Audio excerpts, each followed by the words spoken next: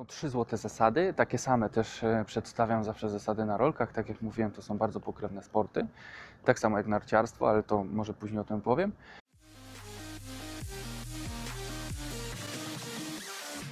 Pierwsza. Kolana muszą być zawsze ugięte. Bez przesady, nie musimy robić czegoś takiego. Idealnie by było, gdyby czubek kolana znajdował się nad czubkami palców.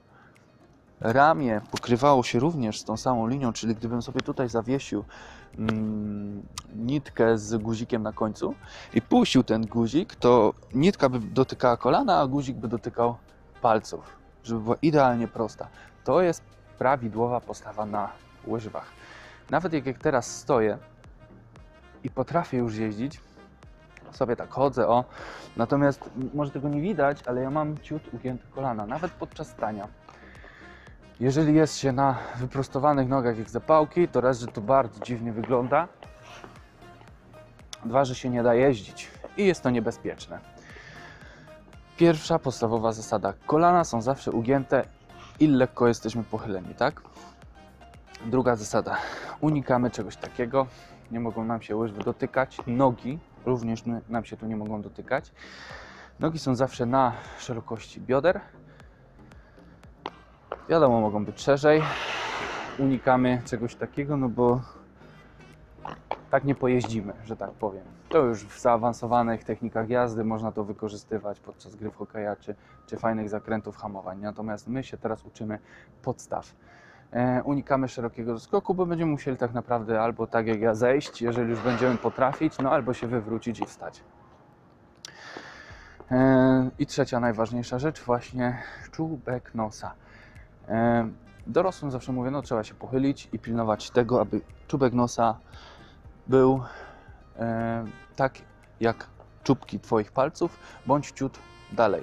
Możesz w ten sposób mieć głowę dalej, natomiast unikać tego, aby jeździć wyprostowanym. Mimo że kolana mam ugięte, to mój ciężar bardziej spoczywa na piętach, przez to, że jestem w ten sposób wyprostowany. Taka jest prawidłowa pozycja na łyżwach. Kolana ugięte, pochylenie, głowa, czubek nosa przed czubkami palców. W ten sposób nic nam wielkiego się nie powinno stać, a jeżeli się będzie coś działo, to zaraz się dowiecie, jak na to reagować.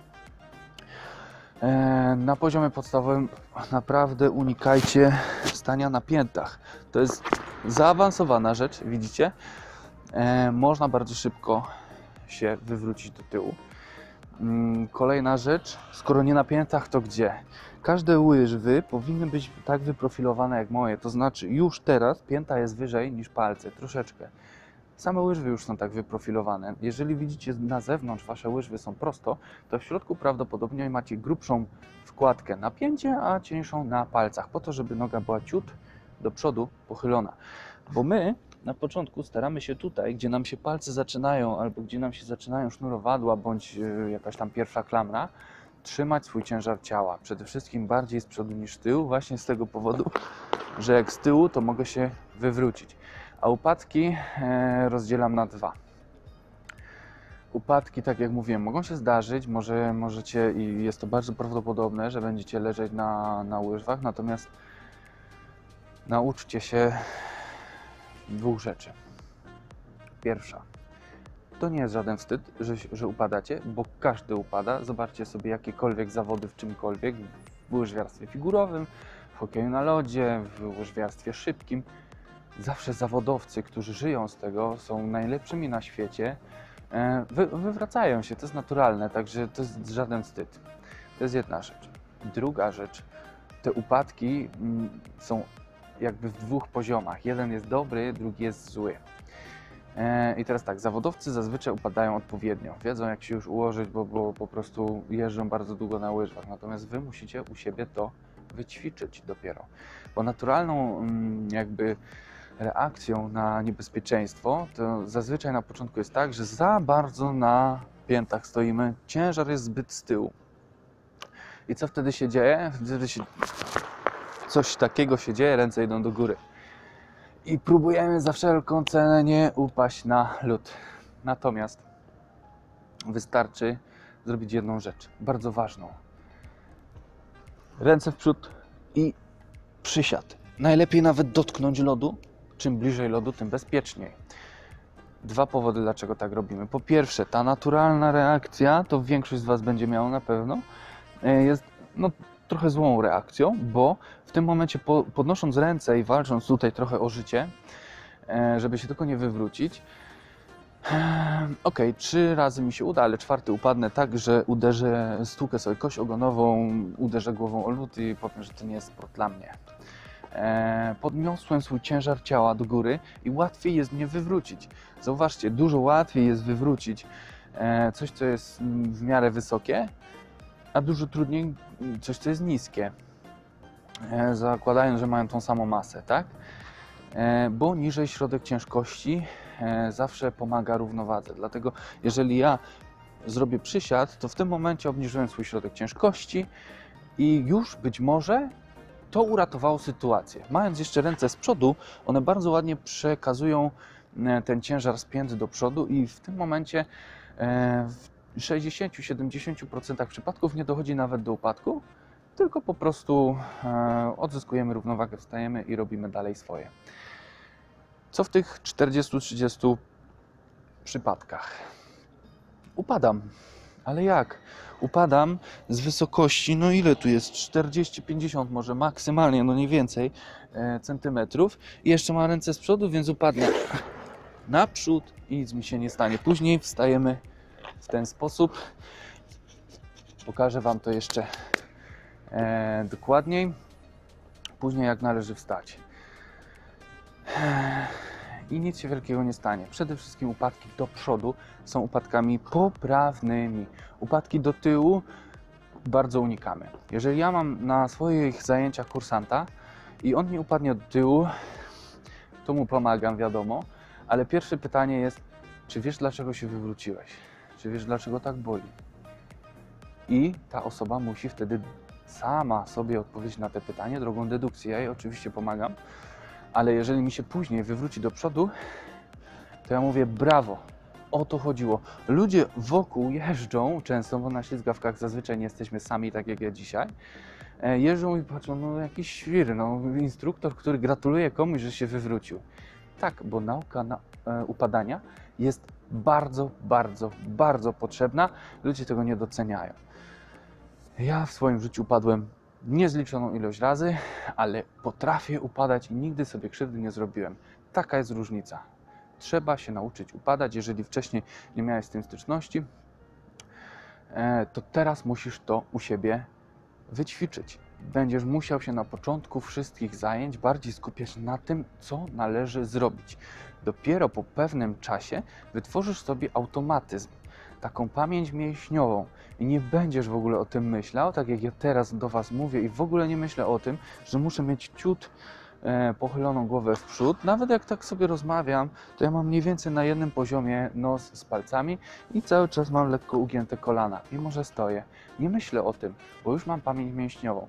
Na początku, jeżeli się uczycie, będziecie musieli u siebie to wymusić. Natomiast później z czasem, z ilością godzin w nogach, jak ja to mówię, samo to przyjdzie. Pamięć mięśniowa się wytworzy i tyle. Nie trzeba będzie o tym myśleć. Przed każdymi zajęciami warto również pomyśleć troszeczkę o rozgrzewce. I tak samo jak w każdym innym sporcie polecam rozgrzać troszeczkę, pokrążyć, chociaż poruszać. Pamiętajcie, nawet 4-5 jakby krążeń ramion to już jest dużo w porównaniu do tego, gdybyście tego w ogóle nie zrobili. Może się tak zdarzyć, że podczas upadku, dzięki temu, że się trochę rozgrzaliście, uchroniliście się od kontuzji. Nie bez powodu wszyscy sportowcy zawodowi, niezawodowi się rozciągają, rozgrzewają po to, aby unikać w przyszłości kontuzji. Także zaczynamy zawsze od góry, czyli krążenia głowy, można ją sobie podociągać troszeczkę, tak? Krążenia ramion, na przemian, w drugą stronę, tak? Oburącz. Moja ulubiona, czyli przód, tył, w ten sposób i na zmianę. Tu już koordynacja wchodzi. Ten sport jest bardzo koordynacyjnym sportem, także jest to potrzebne, aby skoordynować kilka rzeczy naraz.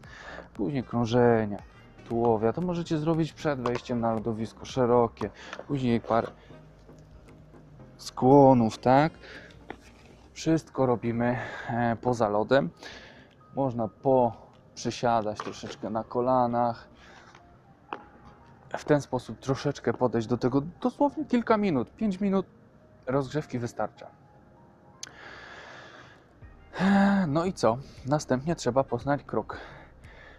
Podstawowym błędem wszystkich zaczynających jeździć na łyżwach jest to, jak już mówiłem, wykorzystywanie ząbków. Natomiast nawet jeżeli nie mamy ząbków, to chcemy jeździć w zasadzie, no to jest tak jak chodzenie, tak? Więc chcemy wejść na lód i tak jak chodzę, tak próbuję jeździć. No niestety nie. Nie możemy prowadzić kroku w ten sposób, tak jak chodzimy, czyli odpięty idziemy.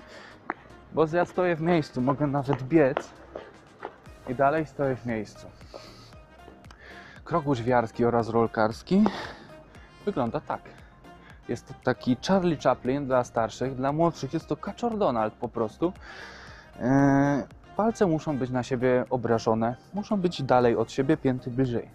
Pamiętajmy o jednej z zasad, nogi nam się nie mogą ze sobą dotykać.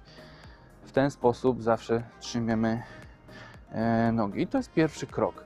Taka jodełka. I w ten sposób będziemy za chwilę uczyć się jeździć.